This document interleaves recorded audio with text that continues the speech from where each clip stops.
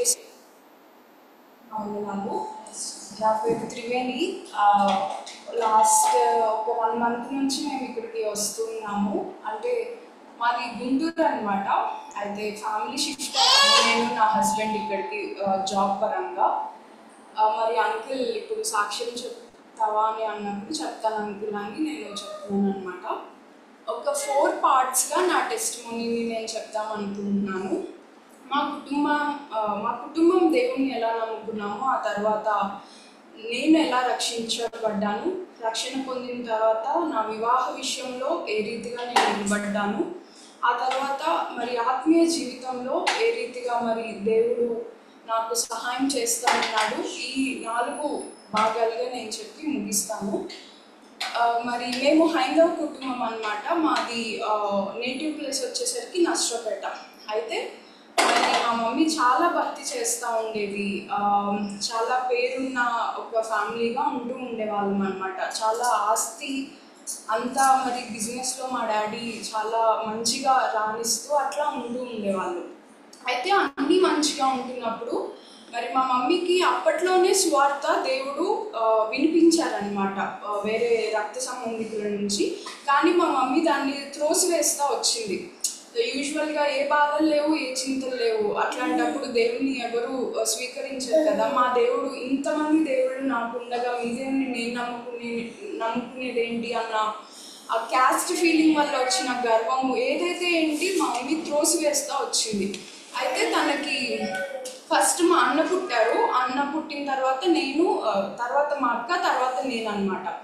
మా అన్న 6 months బేబీగా ఉంటున్నప్పుడు యూజువల్గా అందరిలాగా వాకర్లో ఆడుకుంటూ ఉంటున్నప్పుడు తన వాకర్ వెళ్ళి గోడకి తగిలినప్పుడు తన టూత్ నుంచి బ్లీడింగ్ స్టార్ట్ అయింది అనమాట.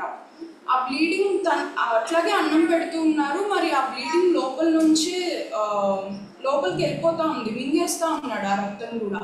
తర్వాత పడుకోబెట్టినప్పుడు నోట్లో నుంచి ఫుల్ బ్లీడింగ్ బయటకు వచ్చేస్తూ ఉన్నప్పుడు ఏంటిది ఇట్లా అవుతుంది అని అప్పుడు చాలా హాస్పిటల్స్కి తిరిగినప్పుడు అక్కడ నర్సరావుపేటలో మాకు తెలియదు అట్లా అంటూ ఉన్నారు. చివరికి చెన్నై తీసుకువెళ్ళాల్సి వచ్చింది అనమాట. వెల్లూరు సిఎంసి ఉంది కదా, అక్కడికి తీసుకెళ్లారు. అక్కడ తెలిసింది ఏంటంటే ఈ అబ్బాయికి హిమోఫీలియా అనే వ్యాధి ఉంది అని తెలిసింది. అదేంటంటే వాళ్ళకి విటమిన్ కే అనేది ఉండదు అనమాట.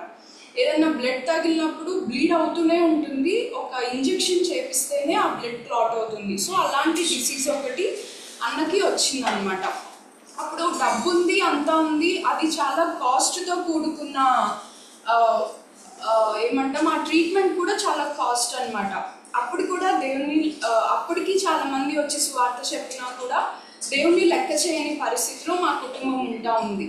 తర్వాత నేను పుట్టాను, మా అక్క, మేము ఇద్దరం మంచిగానే ఉన్నాం. అయితే ఇంకా మా మమ్మీ విగ్రహారాధన ఎక్కువ అవుతా వచ్చింది అనమాట, దీనికి బాలేని కారణాన్ని బట్టి. అయితే ఒకానొక దినాన మరి కొంతకాలముగా మా డాడీ బిజినెస్ కూడా లాస్లోకి రావడం వస్తూ ఉంది. లైక్ మంచి బిజినెస్ కూడా పతనం అవుతా వస్తూ ఉంది అనమాట. ఎట్లా అంటే చివరికి మేము ఉంటున్న ఆ ఇల్లుని కూడా అమ్మి వేసి అప్పులు కట్టవలసిన స్థితికి వస్తూ ఉంది అనమాట. అప్పుడు 2000 నుంచి 2004 వరకు అప్పుడు చాలా డ్రాట్ వచ్చింది ఆంధ్రప్రదేశ్లో. అప్పుడు ఆ బిజినెస్ అంతా కూడా పోతూ వచ్చింది.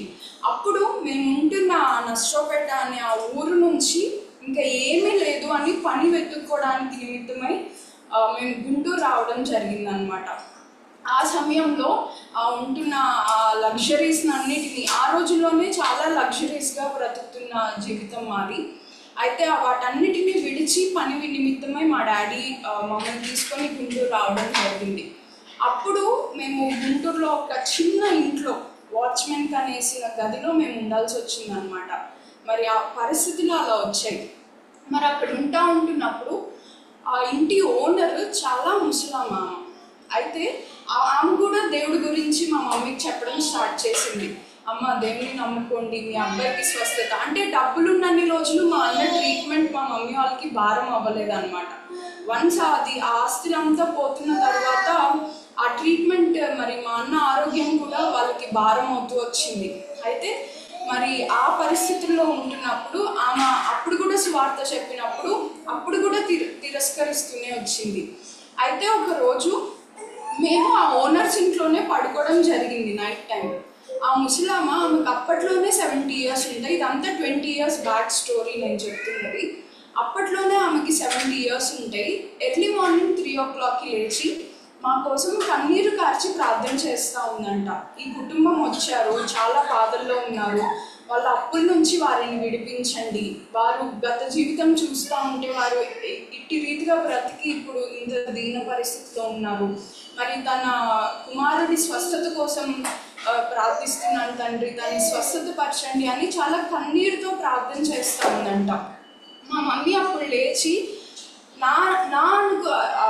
లేచినప్పుడు ఆమె ప్రార్థన వింటా ఉంది, అక్కడే కూర్చొని ఆమె ప్రార్థన వింటా ఉందన్నమాట. ఎందుకు ఏడుస్తుంది అని చెప్పి. యూజువల్గా హిందూస్గా ఉన్నప్పుడు ఎవరు ఏడ్చి ప్రార్థన చేయడం మనం చూడం కదా, అది తనకి కొత్తగా అనిపించి అక్కడే కూర్చుంది. అప్పుడు నా అనుకున్న రక్త సంబంధికులు ఎవ్వరూ నా కోసం ఇటు రీతిగా కన్నీరు కార్చలేదే, మహా అయితే అయ్యో అన్నారు, ఈమెందుకు నా కోసం, నా కుటుంబం కోసం ప్రార్థన చేస్తుంది అని. అప్పుడు ఆమె చూపించిన ప్రార్థన ద్వారా ఆమె చూపించిన ప్రేమకి మరి మా మమ్మీ అట్రాక్ట్ అయ్యి ఆ రీతిగా అప్పటి నుంచి దేవుని నమ్ముకోవడం జరిగింది. అంటే దేవుడు ఆ రీతిగా మమ్మల్ని తన దగ్గరికి నడిపించుకున్నాడు అని ఇప్పటికీ నేను బలంగా నమ్ముతాను. అదే అవన్నీ, ఆ డబ్బు అవన్నీ ఉంటే నేను ఈరోజు మీ ముందు నిలబడకపోయేదాన్ని, అంతకంటే విలువైన రక్షణ మాకు దొరికేది కాదు అని ఇప్పటికీ కుటుంబం అంతా అనుకుంటూ ఉంటాం. ఆ రీతిగా దేవునికి మేము అంటే దేవుడు మాకు పరిచయం అవ్వడం జరిగింది, మేము నమ్ముకోవడం జరిగిందనమాట. ఆ తర్వాత కాలక్రమేణా వస్తూ ఉన్నాం. నమ్ముకున్న నాటి నుంచి నేటి వరకు కూడా దేవుడు ఏ విషయంలో కూడా తక్కువ చేయకుండా మరి మమ్మల్ని పోషిస్తూ ఉన్నాడు. అయితే మరి దాని తర్వాత మరి జరుగుతూ ఉన్నది, మరి నేను ఎట్లా రక్షించబడ్డాను అంటే మమ్మీతో పాటు చర్చ్కి వెళ్తూ ఉండేవాళ్ళం. గుంటూరులో బైబిల్ మిషన్ అని ఒకటి ఉంటుంది, అక్కడికి తను వెళ్తూ ఉండేవాళ్ళు. అయితే మరి అక్కడ 1 year ఉన్నాము. అక్కడికి వెళ్ళినంత కాలం రక్షణ అనేది తెలియదు అనమాట. ఓన్లీ మాకు అప్పులు తీరాలి, స్వస్థత పొందాలి, ఈ 2 మాత్రమే ఉండేవి. ఇంకా అప్పుడు నేను 3rd class, ఇంకా అప్పుడు గుంటూరులో లేదు, ఇంకా అక్కడేమి పని సరిగ్గా లేదని మళ్ళీ వినుకొండ అని, ఇవన్నీ ఆంధ్రాలో ఉండేవి, మీకు ఐడియా లేకపోవచ్చు. మళ్ళీ వినుకొండకు వచ్చాం. అక్కడికి వచ్చినప్పుడు మేము వేరే సంఘానికి పరిచయం అవ్వడం జరిగింది. అది ఇండిపెండెంట్ ఫెలోషిప్పే. ఒక మిషనరీ అక్కడికి వచ్చి సంఘాన్ని స్థాపించారనమాట. వైజాగ్ నుంచి అక్కడికి వచ్చి సంఘాన్ని స్థాపించారు. ఆ సంఘానికి మేము వెళ్ళడం జరిగింది. అప్పుడు మరి అక్కడ వింటూ ఉంటున్నప్పుడు, అక్కడ వాక్యం అది వింటూ ఉంటున్నప్పుడు మా మమ్మీకి అర్థమైంది ఏంటంటే, స్వస్థత కాదు, నా బిడ్డకి స్వస్థత కాదు, నేనే పాపిని, నాకు ముందు రక్షణ కావాలి అని చెప్పి, భౌతికమైనవి కాదు, ఆత్మ అనేది ఒకటి ఉంది అని అప్పుడు రక్షణ సువార్త, నిజమైన సువార్త అనేది తనకి వినిపించబడింది అనమాట. ఇంకా మేము అట్లా చిన్నపిల్లలుగా సండే స్కూల్కి వెళ్తూ అట్లా పెద్దగా అవుతూ వస్తున్నాము. మరి సండే స్కూల్కి అయితే వెళ్తూ ఉంటున్నాను. దేవుడి భయము అన్నది మాత్రం ఉంది. అంటే ఇప్పుడు ఆ పాట అయిపోయింది, దేవుడు మాకు ఎట్లా మా కుటుంబాన్ని నడిపించుకున్నారు అనేది. ఇప్పుడు నా వ్యక్తిగత రక్షణ విషయానికి చెప్తున్నాను. మరి వెళ్తూ ఉన్నాము, దేవుని భయం అనేది ఉంది. అంటే తప్పు చేయకూడదు అని ఇది మాత్రం ఉంది. కానీ ఏ రీతిగా నేను రక్షణ పొందాలి, మరి దేవునికి నచ్చినట్టు నేను ఏ రీతిగా జీవించాలి అన్నది నేను ఎప్పుడు ఆలోచించేదాన్ని కాదనమాట. యూజువల్గా సండే స్కూల్కి వెళ్తూ ఉండేదాన్ని, 3rd class నుంచే వెళ్తూ ఉండేదాన్ని. మరి అమ్మో పాపం చేయకూడదు, ఆ పాపం ఏంటి, మరి దేవుడికి ఇష్టం లేకుండా జీవించడం అనేది ఏంటి, అదేది తెలిసేది కాదనమాట. చిన్నగా యవ్వన ప్రాయంలోనికి వచ్చాను. 10th classలో ఒకరోజు యూత్ మీటింగ్కి, అక్కడ చర్చ్లో యూత్ మీటింగ్కి నేను అటెండ్ అవ్వడం జరిగింది. అప్పుడు మరి ఈవెన్ నువ్వు చూసే చూపు కూడా అది యవ్వన ఆల్మోస్ట్ 10th అంటే 15 years కదా, అప్పటికి ఇంకా అర్థమవుతూ ఉంటాయి కదా సెన్సెస్ అన్నీ. యవ్వన ప్రాయంలోకి వస్తూ ఉంటున్నప్పుడు మరి అంకుల్ అక్కడ చెప్తా ఉన్నారు, అక్కడ పాస్టర్ గారు, మీరు చూసే చూపు కూడా అది పాపంగా చూస్తే, అది తప్పుగా చూస్తే, తప్పుడు విధానంలో చూస్తే అది పాపము అని చెప్తా ఉంటున్నప్పుడు, ఓకే ఇట్టి రీతిగా నేను పాపం చేస్తాను. నేను అప్పుడు దాకా ఏమనుకునేదాన్ని అంటే క్రియారూపకంగా చేస్తేనే పాపమేమో అని నేను అనుకునేదాన్ని. కానీ క్రియారూపకంగా కాకుండా మనం మానసికంగా కూడా అంటే అంతరంగంలో కూడా ఎన్నో ఆలోచనలు ఆలోచిస్తూ ఉంటాం. అది కూడా పాపమే అని సెన్స్ అయింది అంతే. ఇంకా దాని తర్వాత ఓకే, ఇట్టి రీతిగా జాగ్రత్తగా ఉండాలి, నా సెన్సెస్ కూడా నేను జాగ్రత్తగా ఉంచుకోవాలి అని అర్థమైంది. కానీ వాటిని ఎలా పాపంలో పడకుండా నియంత్రణ చేసుకోవాలి అనేది నాకు క్లారిటీ లేదు. అంటే నాకు చేతనయ్యేది కాదు. ఇంకా మరి బైబిల్ చదువుకుంటా ఉంటున్నప్పుడు నార్మల్గా చదువుకునేదాన్ని, అక్కడ ఏమన్నా ప్రామిసెస్ వచ్చినప్పుడు ఓకే ఈ రోజు నాకు ఇట్లా దేవుడు సహాయం చేస్తాడేమో ఇట్లా ఉంటూ ఉండేదాన్ని. ఇంకా అట్లాగే ఇంటర్ కూడా పాస్ అయింది. మమ్మీ ఎప్పుడో ఒక మాట చెప్పేది, నేను నీ దగ్గర లేకపోవచ్చు, నేను నాన్న నీ దగ్గర లేకపోవచ్చు, దేవుడు నిన్ను చూస్తూ ఉంటున్నాడు, ఆ భయంతో ఉండు అని. బికాజ్ ఇంటర్మీడియట్కి హాస్టల్కి వెళ్ళిపోయామన్నమాట. ఈ భయం ఓకే దేవుడు చూస్తున్నాడు మమ్మీ వాళ్ళు లేకపోయినా ఇది ఉంటా ఉండేది. కానీ నేను చేస్తూ ఉండేదాన్ని. ఇంటర్మీడియట్ అంతా అన్నిలతో కలిసి మరి హాస్టల్లో మూవీ వేసినప్పుడల్లా మూవీకి వెళ్ళడం. నాకు ఎట్లుండేదంటే ఎవరినైనా చూస్తే నేను ఎక్కువ ఇమిటేట్ చేస్తూ ఉండేదాన్ని. టీచర్స్ని ఇమిటేట్ చేయడం, అలా ఫ్రెండ్స్ అంతా నా చుట్టూ ఉండి నవ్వడం, దాంట్లో నేను ఆనందిస్తూ ఉండేదాన్ని. ఇంకొకటి కొంచెం నాకు క్యాస్ట్ ఫీలింగ్, నేను చదివిన కాలేజ్ కూడా అట్లాగే ఉండేది. అక్కడ 2 బిగ్గర్ క్యాస్ట్ పీపుల్ మధ్య ఎప్పుడు వార్ లాగా మేం గ్రేట్ అని అనుకుంటూ ఉండేవాళ్ళు. వాటిలో నేను వెళ్ళడం, ఇవన్నీ తప్పని తెలుసు బట్ స్టిల్ చేస్తూ ఉండేదాన్ని. అటు రీతిగా ఉంటా ఉన్నాను. డిగ్రీకి కూడా వచ్చేసాను. ఒకరోజు న్యూ ఇయర్ నైట్ మనకి నార్మల్గా వాచ్ నైట్ సర్వీస్ జరుగుతుంది కదా, అప్పుడు ఇంటికి వచ్చాను. ఇంటికి వచ్చి వాచ్ నైట్ సర్వీస్లో మరి ఇట్లాగే 12 o'clockకి ప్రార్థన చేస్తూ ఉంటున్నప్పుడు పాస్టర్ అంకుల్ ఒక మాట అన్నారు, నువ్వు ఇయర్ క్యాలెండర్ తిప్పుతూ ఉంటున్నావు కానీ నీ క్యారెక్టర్ని ఏమన్నా మార్చుకుంటున్నావా? క్యాలెండర్ మారుస్తున్నావు బట్ నీ క్యారెక్టర్ని ఏ విధంగా దేవునికి నచ్చినట్టు మారుస్తున్నావు అన్నప్పుడు ఆ మాట ద్వారా నేను ఒప్పించబడడం జరిగింది. మొదటి పశ్చాత్తాపం అనేది అప్పుడు నాకు జరుగుతూ వచ్చింది. నిజమే కదా, మరి క్యాలెండర్స్ మారుస్తున్నాను, మరి నా క్యారెక్టర్ విషయం ఏంటి అని చెప్పి నేను ఆలోచిస్తా, దేవా మరి నేనైతే నీకు ఇష్టం లేని క్యారెక్టర్లోనే ఉంటున్నాను. అదే చెప్తున్నాను కదా, క్రియారూపకంగా అయితే ఏ పాపం నేను చేయలేదు. ఏదో అమ్మాయిలం కాబట్టి ఏదో ఊరిక బయటకు వెళ్ళి అట్లా తిరగడం, అలాంటి చెడు తిరుగులు అట్లాంటివి ఏం నాకు లేవు. కానీ నా మానసికంగా నేను చూసే చూపులు రాంగ్ అని నాకు అర్థమవుతూ వచ్చింది. నేను మాట్లాడే మాటలు రాంగ్ అని అర్థమవుతూ వచ్చింది. అప్పుడు నా పాపకు ఒప్పుకోలు అనేది జరిగింది. మళ్ళీ తిరిగి హాస్టల్కి వచ్చేసాను. కొంచెం ఓకే సెటిల్ అవుతా ఉన్నాను. ఓకే పాపానికి దూరంగా ఉండడం అంటే ఏదైనా ఆలోచనలు వస్తున్నప్పుడు నేను వాటిని కంట్రోల్ చేసుకోవడం, అది నాకు అర్థమవుతూ ఉంది. దాని తర్వాత మరి ఇంకా నేను రక్షణ నిశ్చయిత అనేది నాకు కావాలి.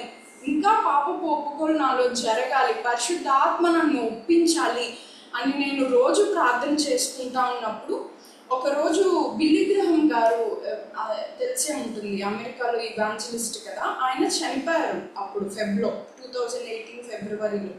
అప్పుడు ఆయన టెస్టిమోనీస్ అన్నీ నేను వింటా ఉన్నాను. అప్పటికి నేను పీజీకి వెళ్ళిపోయాను, పాండిచేరిలో పీజీ చేశాను. అక్కడ నా ఫస్ట్ ఇయర్లో ఉంటా ఉన్నప్పుడు అంకుల్ ఇలా చనిపోయారని న్యూస్ వచ్చినప్పుడు నేను ఆయన టెస్టిమోనీ విన్నప్పుడు ఆయన ఒక మాట అన్నారు, నేను నా వైఫ్ రోజు ఒక చాప్టర్ కీర్తన, ఒక చాప్టర్ సామెతలు చదువుకుంటాము అని అంకుల్ అన్నారు. నేనుండి అంత దైవజనులైన అంటే అంత ఇవాంజలిస్ట్గా ఉన్న ఆయన కీర్తనలు సామెతల గురించి అంత స్పెసిఫై ఎందుకు చేశారు, ఈ రోజు నుంచి నేను స్టార్ట్ చేద్దాము అని ఆ రోజే నేను సామెతలు ఫస్ట్ చాప్టర్ స్టార్ట్ చేశాను అనమాట. ఒకసారి సామెతలు 1వ అధ్యాయం తీస్తే 1వ అధ్యాయంలో 22 నుంచి 28 వరకు అది చదువుతూ ఉన్నప్పుడు అక్కడ మాటలు నన్ను మొదటిగా భయపెట్టాయి.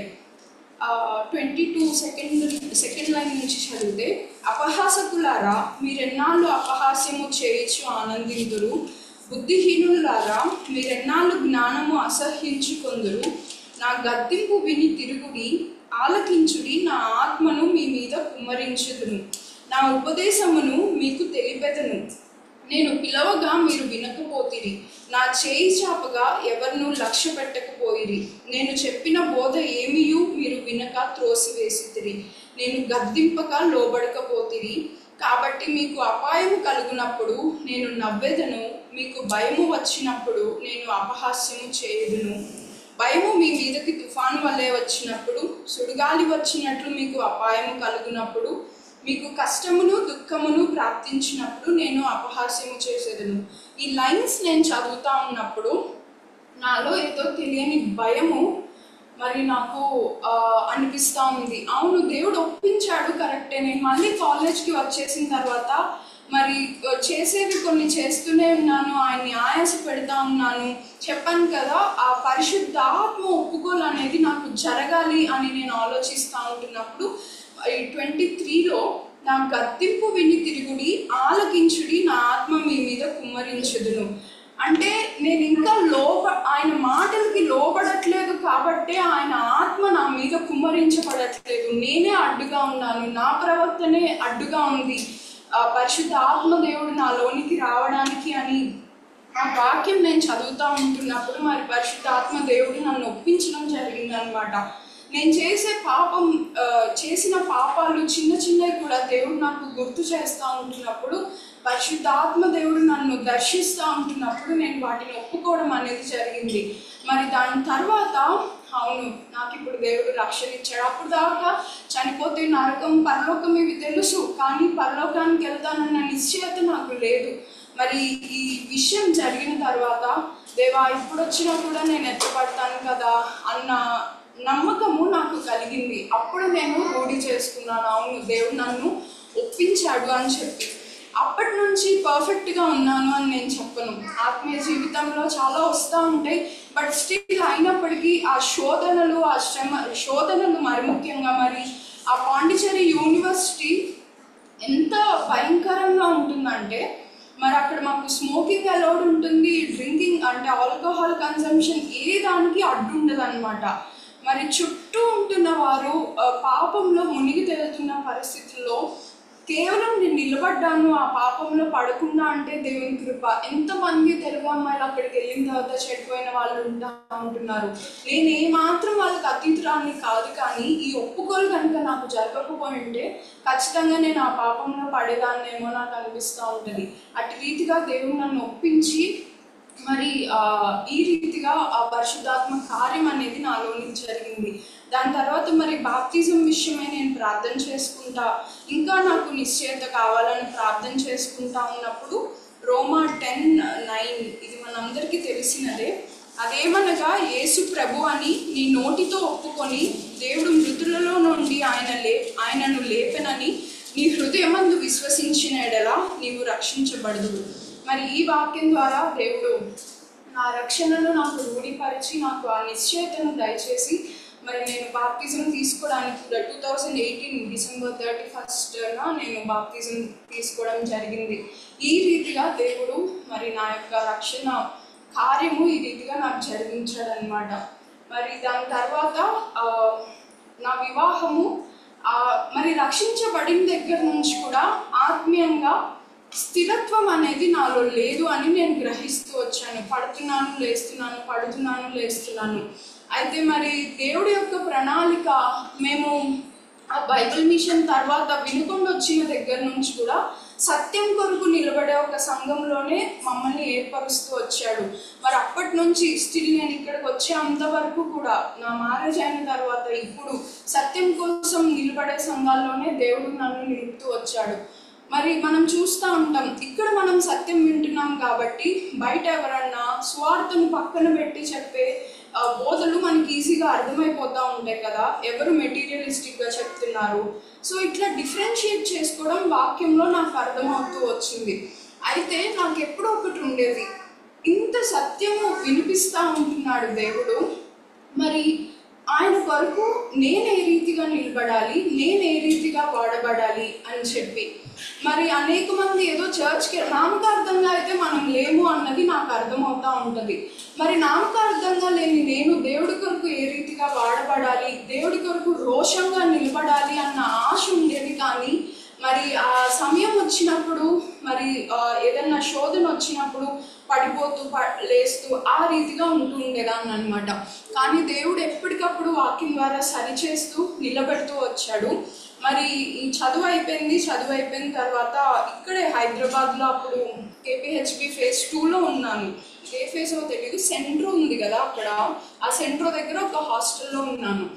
అప్పుడు 4 months కోచింగ్ తీసుకుందామని వచ్చాను. సాఫ్ట్వేర్కి కోచింగ్ అని, డేటా అనాలిసిస్ కోచింగ్ తీసుకున్నాను. అది అలా అయిపోయింది. కోవిడ్ హిట్ అయిపోయింది. ఈ కోచింగ్లో ఉన్నప్పుడే మరి నాకు మ్యారేజ్ చేయాలని మమ్మీ వాళ్ళు అనుకుంటా ఉంటున్నారనమాట. ఇప్పుడు ఈ జరిగిన క్రమంలో మా రక్త సంబంధికులు అందరూ ఇప్పటికీ అన్యులుగానే ఉంటున్నారు. ఓన్లీ మా కుటుంబము ఇంకా మా అత్తయ్య ఒక మేము మాత్రమే నమ్ముకొని ఉన్నామన్నమాట. మరి వివాహ విషయం వచ్చినప్పుడల్లా మరి రక్త సంబంధికులు, మా నాన్న, మా తాతయ్య, మా అత్తయ్య, వేరే మా డాడీ వాళ్ళ రిలేటివ్స్ నుంచి చాలా మరి మీరు ఆ వివాహం చేసుకుంటే మేము మీతో మాట్లాడమని, ఆ వివాహానికి క్రిస్టియన్ మ్యారేజ్ అయితే మేము రామని, మీరే చూసుకొని చేసుకోండి, ఎట్లా చేసుకుంటారో మేము చూస్తామని, ఈ మాటలన్నీ నేను వింటూ వచ్చాను. అయితే మరి వివాహ సమయంలో కూడా దేవుడు వాళ్ళు ఎప్పుడు ఆ మాటలు అంటున్నప్పటికీ మీరు ఎవ్వరు రాకపోయినా పర్లేదు, నేను చేసుకునేది మాత్రం క్రిస్టియన్ మ్యారేజ్, ఒక బిలీవర్నే నేను చేసుకుంటాను అని నిలబడడానికి దేవుడు సహాయం చేస్తూ వచ్చాడనమాట. మరి ఆ రీతిగా ఉంటున్నప్పుడు ఇట్లాగే ఇప్పుడు నేను మా హస్బెండ్ని చేసుకున్నాను కదా, దానికంటే ముందు ఒక మ్యాచ్ వచ్చింది. బట్ యూజువల్గా పెళ్లి చూపుల్లో మాట్లాడుకోండి అన్నట్లు పంపిస్తూ ఉంటారు.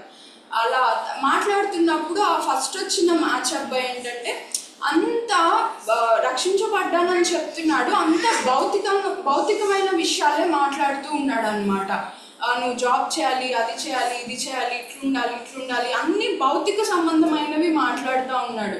నాకెందుకో ఇదేంటి ఇతను రక్షించబడ్డాను అన్నాడు, ఒక్క విషయమైన ఆత్మీయ సంబంధమైన విషయాలు ఏవి మాట్లాడట్లేదు అని చెప్పి నాలో ఒక ఆందోళన లాంటిది స్టార్ట్ అయ్యి, వాళ్ళు వెళ్ళిన మరుక్షణమే okay this is not right person for me, he's not right person అని నాకు అనిపించి మమ్మీ ఆ మ్యాచ్ వద్దు అని చెప్పేసి ఇంకా మళ్ళీ ఇంకొక మ్యాచ్, ఇప్పుడు మహేష్ తన పేరు, నా హస్బెండ్ పేరు, ఈ మ్యాచ్ వచ్చినప్పుడు నేను తిని కొంచెం చాలా ఇంట్రోవర్ట్గా ఉంటాడనమాట మహేష్ ఇప్పటికీ. అయితే నాకు భౌతిక సంబంధమైన విషయాలు ఏమీ వద్దు ప్రభువా, తను రక్షించబడ్డానని నాకు చెప్తున్నాడు. అయితే తను ఎందుకంటే విశ్వాసిగా ఉంటున్నప్పుడు ఆ విశ్వాసితో పొందలేదు అని మన పరిశుద్ధ గ్రంథమే చెప్తా ఉంది. నాకు తన రక్షణనే రూఢిపరచండి అని ఇదే అడిగాను. భౌతికమైనవి ఎట్లా ఉన్నా కూడా ఇద్దరు విశ్వాసులు కలిసి ప్రయాణిస్తున్నారు అంటే వాటిని అధిగమిస్తారు అన్న కాన్ఫిడెన్స్ నాకు అనమాట. వస్తూ ఉంటాయి, ఇప్పుడు అన్నింటినీ చేసుకున్న భౌతికమైన విషయాల్లో కష్టాలు రావో వస్తాయి. కాబట్టి తన రక్షణనే నాకు రూఢిపరచండి అని నేను దేవుణ్ణి అడుగుతా వచ్చినప్పుడు 1 కొరింథీ 12:3 దేవుడు ఈ మాట నాకు ఇచ్చారనమాట. ఇందుచేత దేవుని ఆత్మ వలన మాట్లాడు వాడెవడును యేసు శాపగ్రస్తుడని చెప్పడనియు, పరిశుద్ధాత్మ వలన తప్ప ఎవడును యేసు ప్రభువని చెప్పలేడనియు నేను మీకు తెలియజేయుచున్నాను. ఈ మాట ద్వారా దేవుడు నాతో మాట్లాడినప్పుడు ఓకే తను రక్షించబడ్డాను అని తన సాక్ష్యం చెప్తున్నాడు అంటే దేవుడు తనని ఒప్పించాడు, నాకు ఇది చాలు అని చెప్పి ఇంకా మరి మేము ఆ మ్యారేజ్ ప్రపోజల్లో ముందుకి కొనసాగడం జరిగింది. మరి ఎంగేజ్మెంట్ అయింది March 5th, next Covid. So ఇలాంటివన్నీ వచ్చినాయి. ఫస్ట్ వేవ్లోనే మరి అంకుల్ ఫ్రెండ్ పూంచంద్రరావు అంకుల్ అని చెప్పి అంకుల్ చేశారనమాట మా మ్యారేజ్. అయితే చాలా మంచి కుటుంబంలోనికి దేవుడు నన్ను నడిపించారు. మరి ఆ మ్యాచ్ వచ్చే విషయం వీటన్నిటిలో కూడా దేవుడు ఎక్కడ కూడా మా రక్త సంబంధికుల్ని అన్యులని ఎక్కడా వాడుకోలేదు. తన సేవకుల్నే వాడుకుంటూ మరి మా వివాహం జరిగేంత వరకు కూడా దేవుడు సహాయం చేస్తూ వచ్చాడు. అయితే కోవిడ్ కదా, ఓన్లీ 50 మెంబర్సే రావాలి అన్నది ఉంది. వాళ్ళ సైడ్ 25, మా సైడ్ 25 వచ్చారనమాట. మరి ఎవరైతే నా వివాహానికి రాను అన్నారో వాళ్ళే ముందు మేము వస్తాం అప్పుడు అంటే పర్మిషన్స్ తీసుకోవాల్సి వచ్చింది, పేర్లతో సహా ఇచ్చి మా పేరు ఇవ్వండి మేము వస్తామని చెప్పి. ఎవరైతే రాను అన్నారో అందరూ వచ్చారు. ఇంకొక మామయ్య అయితే అసలు నీ మొహమే చూడు పెళ్ళైతే అనే ఆయనే వచ్చి నా తరఫున సంతకం చేశాడనమాట. అట్టి రీతిగా దేవుడు మహిమకరంగా జరిగించుకున్నాడు వివాహం కూడా. వచ్చిన వాళ్ళందరూ కూడా అప్పుడు ఎక్కువ రద్దీ లేదు. మేము వేసుకున్న ఎస్టిమేషన్ 1000 మెంబర్స్, వచ్చింది 50 మెంబర్స్. ఎక్కువ రద్దీ లేకపోయేసరికి వచ్చిన వాళ్ళు కూడా ప్రశాంతంగా వాక్యం విన్నారు. పూర్ణచంద్ర అంకుల్ ఆ వివాహ వాక్యంలోనే సువార్తను జోడించి చెప్పినప్పుడు వాళ్ళు విన్నారు. మా వివాహాల్లోనే ఇంకా పంతులు ఏం చెప్తున్నాడో మాకు అర్థం కాదు, ఇక్కడ చాలా బాగా అర్థమైంది. అంగీకరిస్తారు అని ఒక కాన్ఫిడెన్స్ ఉంది. మరి ఎప్పుడు వాళ్ళు దేవుడిని అంగీకరిస్తారు. సువార్త అయితే ఆ రోజు వారికి వినిపించబడింది అనమాట. నాకు మా మమ్మీకి అదే ఆశ ఉండేది, మన వాళ్ళకి నీ వివాహంలో సువార్త వినిపించాలి అని చెప్పి. వివాహ విషయంలో నేను ఎందుకు అంత గట్టిగా నిలబడాల్సి వచ్చిందంటే, మేము నమ్ముకున్న తర్వాత మా మేనమామ కుటుంబీకులు నమ్ముకున్నారు. తర్వాత మా పిన్ని వాళ్ళ పిల్లలు మా ఇంటికి వచ్చినప్పుడల్లా మమ్మీ దేవుడి విషయాలు చెప్పడం బట్టి వాళ్ళు నమ్ముకొని వారు ఉంటున్న హాస్టల్స్లో కూడా దేవుణ్ణి నమ్ముకుని ఉన్నారనమాట. ఇప్పుడు నేను ఏమాత్రం వివాహ విషయంలో జారిపోతే ఖచ్చితంగా ఆ ప్రభావం నెక్స్ట్ వాళ్ళ మీద పడుతుంది, దేవుడిని నమ్ముకున్న వాళ్ళ మీద పడుతుంది అని చెప్పి మరి నేను గట్టిగా నిలబడినప్పుడు దేవుడు సహాయం చేస్తూ వచ్చారు. ఆ తర్వాత మా పిన్ని వాళ్ళ అమ్మాయి వివాహం కూడా ఇలాగే దేవుని మా పిన్ని బాబా ఇద్దరు కూడా చాలా వ్యతిరేకం, ఆయన తను నిలబడి ఒక మంచి విశ్వాసం చేసుకుంది. ఈ రీతిగా దేవుడు ఒక మంచి కుటుంబంలోనికి నన్ను నడిపించి, మరి మా మామయ్య అయితే చర్చ్కి రావట్లేదు, ఇంకా అత్తయ్య చాలా స్పిరిచువల్గా ఉంటారు, ఆమె ద్వారా ఎన్నో పాఠాలు, మరి నేను మహేష్ కూడా ప్రతిదినం ప్రార్థన చేసుకుంటూ అట్లా కలిసి దేవునితో ప్రయాణించడానికి దేవుడు సహాయం చేస్తూ ఉన్నాడు అనమాట. లాస్ట్గా నా ఆత్మీయ జీవితం గురించి 2 మాటలు చెప్పి నేను ముగిస్తాను. నేను చెప్పాను కదా, సత్యం దేవుడు మనల్ని సత్యాన్ని ప్రకటించే సంఘంలో ఉంచినప్పుడు మన నుంచి కూడా దేవుడు ఎక్కువ ఎక్స్పెక్ట్ చేస్తాడు అనేది నాకు అనిపిస్తూ ఉంటుంది. ఇప్పుడు రేపు పరలోకంలో వెళ్ళి మనం అక్కడ దేవుడి ముందు నిలబడినప్పుడు, ఇంత వినిపించింది నీకు, నువ్వేం చేసావు నా కొరకు అంటే నేను సిగ్గుతో తలంచుకోకూడదు అని నాకు ఇప్పటికీ ఉంటుంది. ఇప్పుడేదో ఆ థాట్ ఒక రోజు నాకు వచ్చింది, అవును ఇంతలా దేవుడు వినిపిస్తూ ఉంటున్నాడు కదా, మరి నా దేవుడి కోసం నేను ఏం చేస్తూ ఉంటున్నాను అన్నప్పుడు ఆ థాట్ నేను ఆలోచిస్తూ ఉంటున్నాను.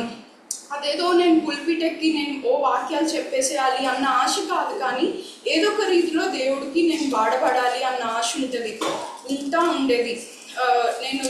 మనం వాక్యం వింటూ వస్తాం కదా, అనేక మార్లు మన జీవితమే అన్నిటికీ ఒక సువార్తగా ఉంటుంది అని చెప్పి, మరి అట్టి ప్రభావితమైన జీవితం నేను జీవించలేకపోతున్నాను అని అనిపిస్తూ ఉంటుంది.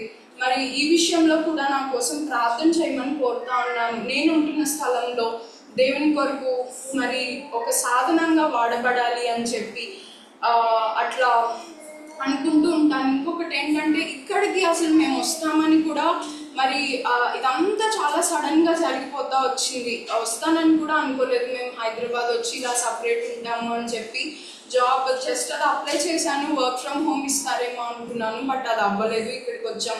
మరి ఇక్కడికి రావడం కూడా మరి ఏంటో నాకు ఇంకా తెలుసు, దేవుడి చిత్తం ఏంటో. మరి అదే అడుగుతా ఉన్నాం, మీరు మమ్మల్ని ఇక్కడికి ఎందుకు తీసుకొచ్చారో మాకంటే మీకు బాగా తెలిసేసే ఆ పర్పస్ని మేము ఫుల్ఫిల్ చేయాలి. ఎక్కడా కూడా మరి నీకు అవమానం తెచ్చేవారిగా నేను నా భర్త ఉండకూడదని మేము ఇరువురం కూడా అదే ప్రార్థన చేసుకుంటూ ఉంటాం. అయితే 2023లో దేవుడు నాకు కొన్ని లెసన్స్ నేర్పించారనమాట. అక్కడ ఆ సంఘంలో ఉంటున్నప్పుడు అత్తగారింటికి వచ్చేసిన తర్వాత అంకుల్ వాళ్ళ ఫ్రెండ్ పూర్ణచంద్ర అంకుల్ అంటున్నాను కదా, అంకులే మమ్మల్ని ఈ సంఘానికి కూడా నడిపించారు. ఆ సంఘానికి వెళ్తున్నప్పుడు డిసెంబర్లో మరి అక్కడ స్వార్థ చేస్తూ ఉంటారు. క్రిస్మస్ సీజన్ కదా, హ్యాపీ క్రిస్మస్ అని గాస్పెల్ ట్రాక్ ఇస్తే తీసుకుంటారు అని చెప్పి స్వార్థ చేస్తూ ఉంటారనమాట. అయితే ఆ క్రిస్మస్ డిసెంబర్ మంత్ అంతా నేను స్వార్థకు వెళ్ళడం జరిగింది. అప్పుడు దేవుడు నాకు ఒక 3 విషయాలు నేర్పిస్తూ వచ్చాడు. దానికి ముందు వరకు నేను ఎలా ఉండేదాన్నంటే, ఏ చిన్నది వచ్చినా కూడా భయపడిపోవడం, ఏ చిన్న కష్టం వచ్చినా కూడా భయపడిపోవడం, అది లేదు ఇది లేదు అని అనుకుంటూ ఉండేదాన్ని. ఇవన్నీ స్పిరిచువల్గా దేవుడు నాకు నేర్పిస్తూ వచ్చాడనమాట. అనుకునేదాన్ని, ఎందుకు ఇంత చిన్నదానికి భయపడుతున్నా, దేవుడు మరి ఇంత గొప్ప దేవుని ఉంచుకొని అని అనుకునేదాన్ని. కానీ ఆ విషయం వచ్చినప్పటికీ నేను నిలబడలేకుండా ఉండేదాన్ని. ఇవన్నీ నాకు ఆత్మీయ బలహీనతలుగా ఉండేవన్నమాట. ఆ సమయంలో సువార్తకు వెళ్తున్నప్పుడు చాలా ప్రదేశాలు గుంటూరు టౌన్లోనే తిరుగుతూ ఉన్నాము. అక్కడ కొన్ని వెళ్తూ ఉన్నప్పుడు ఇంటింటి సువార్త అంటే ముందు వ్యాన్ వెళ్తూ ఉండేది, మేము వెనక ఇళ్ళ దగ్గర ఆగి ఆడవాళ్ళు గాస్పెల్ ట్రాక్స్ ఇస్తూ ఉండేవాళ్ళం అనమాట. అక్కడ వెళ్తూ ఉంటున్నప్పుడు 3 విషయాలు ఏంటంటే, ఒకటి చాలా చాలా దీన స్థితిలో ఉన్న కుటుంబాన్ని కూడా నేను చూస్తూ వచ్చాను. అక్కడ ఆగినప్పుడు ఎవరైనా వాళ్ళని కదిలిస్తే చాలు వాళ్ళ ప్రాబ్లం చెప్పుకుందాం అన్నటువంటి కుటుంబాలు కూడా ఉన్నాయన్నమాట. వాళ్ళ పరిస్థితులు వాళ్ళు చెప్తా ఉంటున్నప్పుడు, వాళ్ళ ఇళ్ళల్లో ఉన్న అనారోగ్య పరిస్థితులు కానీ, వాళ్ళ లేమి కానీ వాళ్ళు చెప్తా ఉంటున్నప్పుడు, వాళ్ళు సహితం వాళ్ళు అట్లా ఉంటున్నప్పటికీ, ఒక ఆమె అయితే ఆమెకు అసలు ఏమీ లేదు, ఒక ఇల్లు, తన భర్తను కూడా కోల్పోయింది, కానీ ఆమె దేవుణ్ణి నమ్ముకుంది. నాకేం లేకపోయినా పర్లేదమ్మా, దేవుణ్ణి బట్టి నేను ఆనందిస్తున్నానని చెప్పినప్పుడు నేను నిజంగా సిగ్గుతో తలంచుకున్నాను. ఆమె పరిస్థితిలో నేనుంటే నేను ఆ మాట చెప్పలేని స్థితిలో ఇప్పుడు ఉంటున్నాను. అన్నీ ఉన్నా కూడా ఇంకేదో సంతృప్తి జీవితం అనేది నాకు లేదు కదా అని చెప్పి ఆ రోజు నేను ఒప్పుకున్నాను అనమాట. ఇంత ఇంత మంచి లైఫ్ మీరు ఇచ్చిన తర్వాత కూడా సంతృప్తి అనేది నాలో లేదు ప్రభువా, నేను ఆ రీతిగా ఉండకూడదు. మరి ఏది ఏమైనప్పటికీ కూడా మరి నేను ఆమెలాగా నాకు దేవుడు ఉన్నాడు అని చెప్పగలిగితే చాలు, ఆ స్థితికి నన్ను చేర్చండి అని నేను ప్రార్థన చేసుకుంటా ఉన్నాను. దాని తర్వాత కొన్ని సిచ్యువేషన్స్ కూడా అలాగే వస్తూ ఉంటున్నాయి అన్నమాట నా జీవితంలో. అప్పుడు ఏం లేదు, దేవుడు చూసుకుంటాడు అన్న భరోసా, నేను అట్టి విశ్వాసం ఆయన మీద ఉంచినప్పుడు ఖచ్చితంగా సమయోచితమైన సహాయం అంటారు కదా, అటువంటి సహాయాలు ఎన్నో నేను చూడగలిగాను. అదొక లెసన్. చాలా దీన స్థితిలో ఉన్న కుటుంబాలు కూడా దేవుని యందు, లేదా ఒకవేళ వాళ్ళు అన్నిలు అయినప్పటికీ కూడా ఆ స్థితిలో మనల్ని దేవుడు ఉంచలేదు. ఉన్న స్థితిని బట్టి మనం ఆనందించాలి, సంతృప్తి చెందాలి అన్న పాఠం దేవుడు నాకు నేర్పిస్తూ వచ్చాడు. ఆ తర్వాత చాలా రిచ్ ఏరియాస్కి కూడా మేము సువార్త నిమిత్తమే వెళ్ళాము. అక్కడ కూడా గాస్పెల్ ట్రాక్స్ ఇవ్వడం జరిగింది. ఒకసారి ఇట్లాగే ఒక ఇంటికి వెళ్ళి, యూజువల్గా ఏం చేస్తామంటే రిచ్ ఏరియాస్కి వెళ్ళినప్పుడు వాళ్ళు బయట ఉంటేనే ఇస్తామన్నమాట. వాళ్ళని డోర్ కొట్టి ఇవ్వలేము, ఇస్తే మళ్ళీ మనల్ని తిడతారు. అందుకని ఆ ఆంటీ బయట ఉన్నారు కదా అని చెప్పి ఆంటీ హ్యాపీ క్రిస్మస్ అని గాస్పెల్ ట్రాక్ ఇస్తూ ఉంటున్నప్పుడు ఆమె ఎలా తిట్టిందంటే అలా తిట్టింది నన్నే. నేనే వెళ్ళా, నా ఇంకా ఇంకొక చిన్న అమ్మాయి ఉంది. ఏమమ్మా చదువుకున్నాములాగున్నావు, సిగ్గులేదా ఇలా ఇల్లమ్మడి రావడానికి మీకు? అట్లా ఆమె ఫ్రస్ట్రేషన్లో ఉందో మొత్తం నా మీద తీర్చేసింది. ఓ పక్క దేవుడి బొమ్మలు కనిపిస్తున్నాయి కదా, నేను భగవద్గీత ఇస్తే ఇప్పుడు కూర్చొని చదువుతావా, అట్లా ఇంకా అన్ని మాటలు అనేసింది అనమాట. అనేసిన తర్వాత నేను సారీ ఆంటీ అని చెప్పి ఇలా వచ్చేసాను. అప్పుడు నాకేమనిపించిందంటే, నాకంటే చాలా ఎక్కువ స్థితిలో ఉందామా, ఖచ్చితంగా వాళ్ళ ఇల్లు, వాళ్ళ ఇంటి ముందు ఉన్న వస్తువులు అన్నీ చూస్తుంటే అట్లాగే అనిపిస్తూ ఉంది. నాకంటే చాలా ఉన్నత స్థితిలో ఉంది, బట్ కానీ ఆమెకి భాగ్యం లేదే, యేసు ప్రభు దేవుడని నమ్ముకునే భాగ్యం లేదే. ఆమెతో పోల్చుకుంటే నేను చాలా కృతజ్ఞతరాలనే ఉండాలి కదా. ఏమున్నా లేకపోయినా దేవుడి వాక్యము, ఆయన అంతకంటే విలువైన రక్షణ ఉంది. ఇప్పుడు చనిపోతే వాళ్ళకి ఆ నిశ్చయత లేదు ఎక్కడికి వెళ్తారు అన్నది. నా దేవుని బట్టి నాకు ఆ నిశ్చయత ఉంది అని ఆ రీతిగా గ్రేట్ఫుల్నెస్గా ఉండడానికి కూడా ఆ పాఠం కూడా దేవుడు నాకు నేర్పుతూ వచ్చాడు. బికాస్ నువ్వు ఉన్న స్థితి నీకు చాలు, నీకు అంతకన్నా ఎక్కువ ఇస్తే నువ్వు నన్ను మర్చిపోతావేమో అన్నట్లు నాకు అనిపించింది అనమాట. ఇంకొకటి మూడోది ఏంటంటే, మరి రోజు మేము ఈవినింగ్ టైం వెళ్ళే వాళ్ళం సువార్తకి. ఆ ఈవినింగ్ టైం 6:30 నుంచి 9 వరకు చేసేవాళ్ళం. ఆ కాసేపు చాలామంది తిట్టిన వాళ్ళు ఉన్నారు, నన్ననే కాదు వేరే అన్న వాళ్ళని. అట్లా కొంచెం సేపట్లోనే మేము అమ్మో ఇవాళ ఎవరు తిట్టకపోతే బాగుండు అని ప్రార్థన చేసుకుంటూ వెళ్ళేవాళ్ళం అనమాట. ఈ కొద్దిగా సేపు స్వార్థ చేస్తున్న మనమే ఈ రీతిగా ఉంటున్నాము అంటే, దేవుడి కొరకు స్వార్థ ప్రకటించాలని వెళ్ళే మిషనరీస్ ఎంతగా వాళ్ళు మరి వాళ్ళ యొక్క జీవితాన్ని సైతం పణంగా పెట్టి వెళ్తున్నారు కదా. మరి వారి విషయం ఏంటి? మనం ఆ రీతిగా వెళ్ళకపోయినా వారి కొరకు ప్రార్థించాలి. వారికి ఎంతో ప్రార్థన అవసరమై ఉన్నది అని అర్థమవుతా ఉంది. చూస్తూ ఉంటున్నాం ప్రభుత్వాలు ఏ రీతిగా మరి అగెనిస్ట్గా సువార్తని లాస్ చేస్తున్నాయో. మరి వారి కొరకు మనం ఇంకా బలంగా ప్రార్థన చేయాలి. నువ్వు వెళ్ళలేకపోయినా వారికి ఒక ప్రార్థన సహకారంగా అయినా ఉండు అని నాకు అనిపించింది అనమాట. ఈ రీతిగా ఎన్నో పాఠాలు మరి దేవుడు నేర్పిస్తూ వచ్చాడు. ఇక్కడికి వచ్చిన తర్వాత కూడా మరి ఉంటున్న బడలికను బట్టి రోజు మెసేజెస్ నేను ఫాలో అవ్వలేకపోతూ ఉంటున్నాను. నేను ఏం చేస్తాను అంటే, యూజువల్గా వాక్యాలు ఏమైనా సిరీస్గా వింటూ ఉంటాను అనమాట. ఒకవేళ నెక్స్ట్ వీక్ ఏదైనా అంకుల్ అప్లోడ్ చేసినప్పుడు వినకపోతే వదిలేసి ఈ వీక్ అట్లా వింటూ ఉంటాను. అదొక సిరీస్గా వింటూ ఉంటా. ఇంకా చెప్పాలంటే నేను వచ్చినప్పుడు ఫస్ట్ వీక్లో అంకుల్ ఏం స్టార్ట్ చేశారో అవే నేను యూట్యూబ్లో స్టిల్ వింటూ ఉన్నాను. సో ఈ వాక్యాల ద్వారా కూడా దేవుడు ఎంతగానో ఆదరిస్తున్నాడు. సండే మరి మొన్న సండే మెయిన్ మెసేజ్ ద్వారా కూడా నీకేం కావాలో దేవుడికి తెలుసు, మీరెందుకు అంత మరి ఆయాస పడిపోతారు ఏదో కావాలని, ఈ రీతిగా అన్ని మెసేజెస్ ద్వారా దేవుడు కూడా మాట్లాడుతూ వస్తూ ఉన్నారనమాట. అదే చెప్పాను కదా, ఇక్కడ మేము ఎందుకున్నామో నాకు ఇప్పటికీ పర్పస్ తెలీదు. దేవుడికి ఖచ్చితంగా ఒక పర్పస్ ఉంటుంది. ఆ పర్పస్ని మేము ఫుల్ఫిల్ చేయాలని మీరందరూ కూడా మా కోసం ప్రార్థన చేయండి.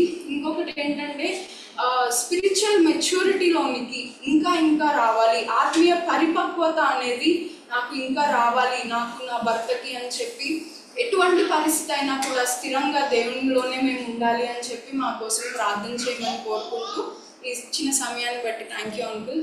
ఈ చిన్న సాక్ష్యం దేవుడు దీవించున్నాను.